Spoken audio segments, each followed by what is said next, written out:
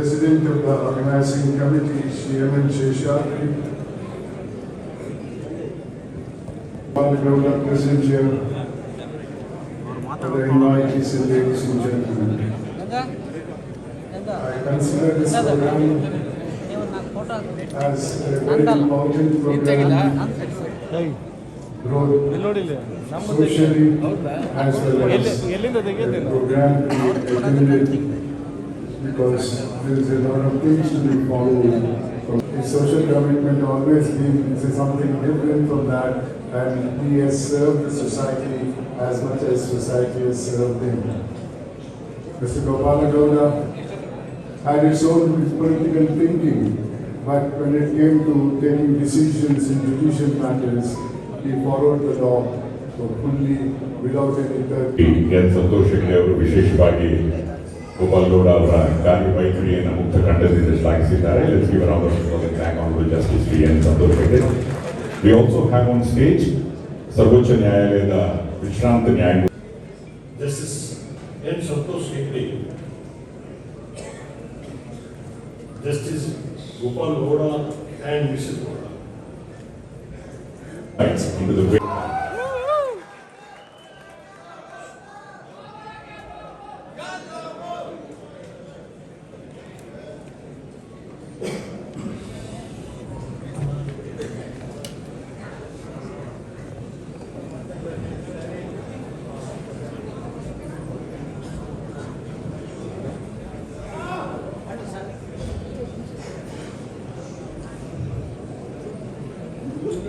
A very warm good evening to all dignitaries assembled for the book release function of Sri Justice Gopal Gowdaji on the occasion of his 75th birthday celebration.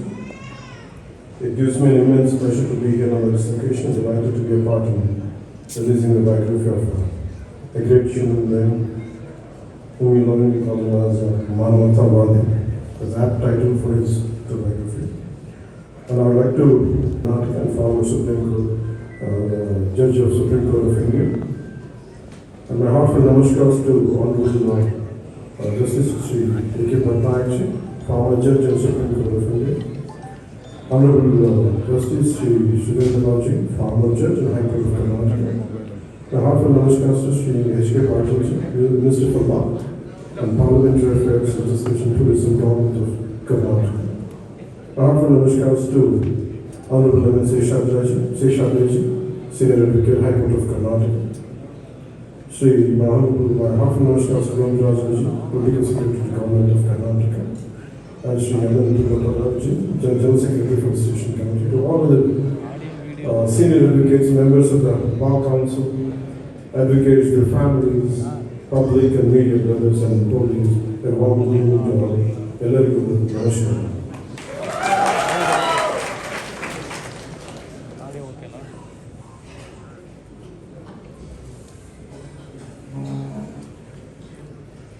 One sentence I could think of Justice Gopal Gowdaji is that when justice becomes a voice, not just a verdict, that becomes Justice Gopal Gowdaji.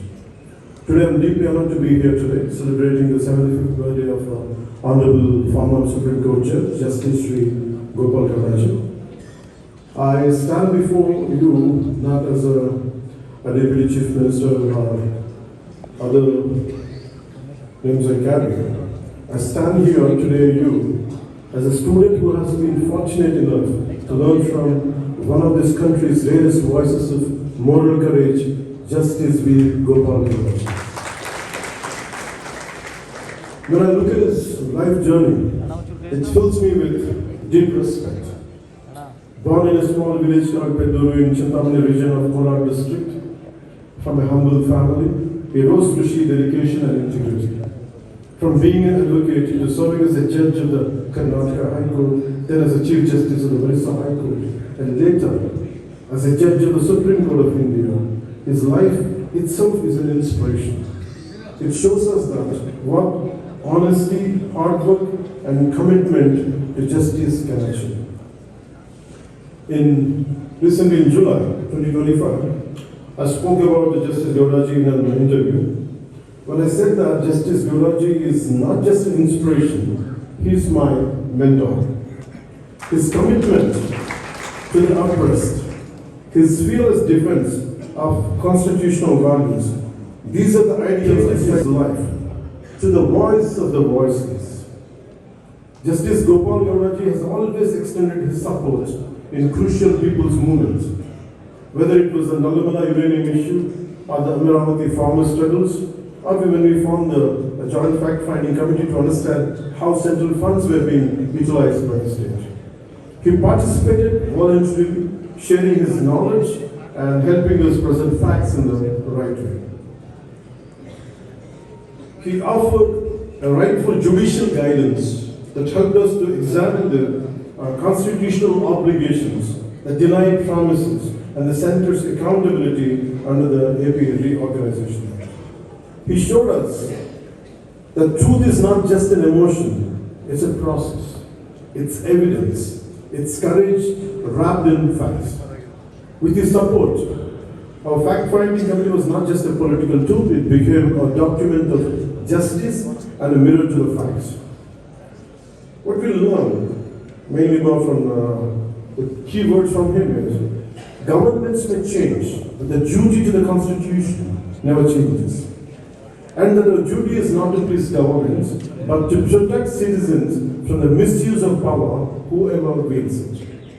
Justice Gopal Gauraji, your life and words reminds us that true patriotism is not about political alignment, but about institutional courage and moral conviction. You have taught us that we must govern with conscience, judge with courage, and serve with integrity because, as you beautifully put it, the Constitution is not just a document, it is a sacred trust placed in our hands. We are deeply grateful, sir, for your wisdom, your clarity, and your unwavering faith in the spirit of our Constitution. Your words continue to inspire us to build a democracy rooted in courage, compassion, and balance.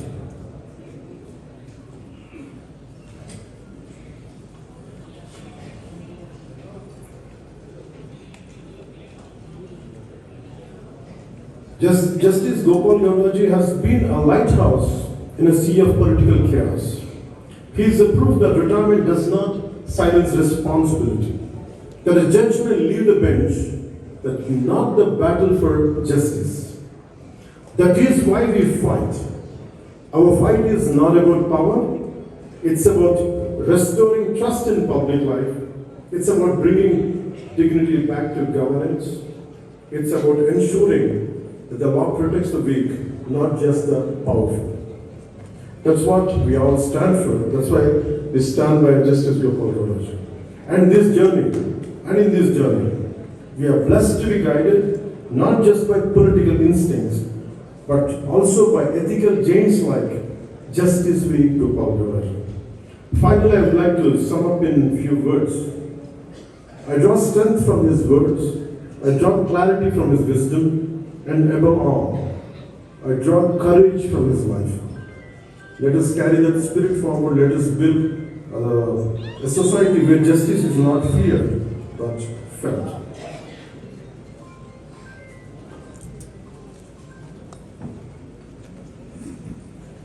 And these are the key takeaways which I have taken from his life. He has often said the legislature, the administration, the judiciary are the three organs of one living constitution. Each must perform its role independently, yet harmoniously complementing one another when needed, but never crossing into each other's domain. These words capture the very essence of our republic, that independence does not mean isolation and cooperation does not mean compromise. You have repeatedly reminded the judiciary, the government, and the bureaucracy that the ultimate duty of every institution is to protect the democratic spirit and uphold constitutional values. Your reflections on governance and justice are not about politics, they are about principle. The judiciary must show courage when power becomes overbearing and caution when power is balanced. On this special day, I pray to Lord Venkateshwara and Lord Manjunatha to bless Justice Gopal Gauraji with long life and good health. May his wisdom continue to guide future generations, and may leaders like me always have the privilege to learn from his experience and ideals. And Jai Karnataka and Jai.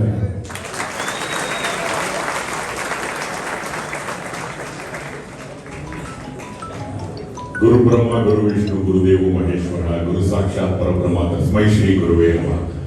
So if you remember the persons during your ascendance to reach the top, then definitely will be more successful. That's a standing example, Sri Pavan Kalyan. Let's give a huge round of applause and thank Sri Pavan Kalyan ji for taking time off and coming here for Justice Gopal Gowda. Karnataka Rajyada Sammana